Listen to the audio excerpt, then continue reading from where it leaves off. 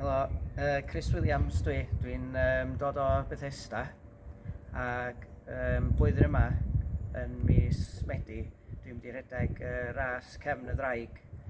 Mae Ras Cefn y Ddraig yn ras 240 o filltiroedd a 60,000 o troedfeddi. Mae cychwyn o castell Gonwy a gorffan y castell Gaerdydd a mae ras dros 6 diwrnod yn mynd i lawr Cefn y Ddraig, sef top y mynyddodd i gyd, o'r Carnedda, Wyddfa, Cadair Idris a lawr i Fannau Brycheiniog lawr yn y de. Nes i weld y ras yma, wedi bod yn rhedeg ers dipyn o flynyddoedd wan a oedd hwn un o'r rasys. Nath ysbrydoli fi gychwyn rhedeg yn y mynyddoedd. Mae'n un o'r rasys anoddaf yn y byd ac dwi'n meddwl bod o'n dipyn o her de.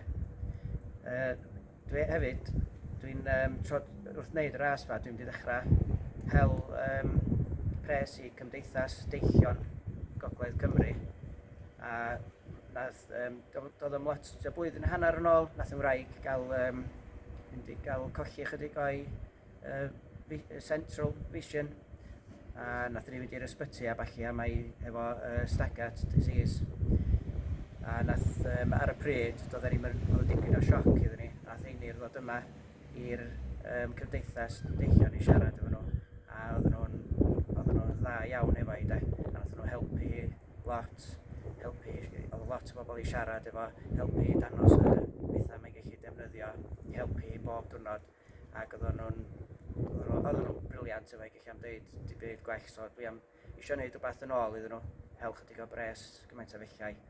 So, da ni am wneud Just Giving a neu GoFund page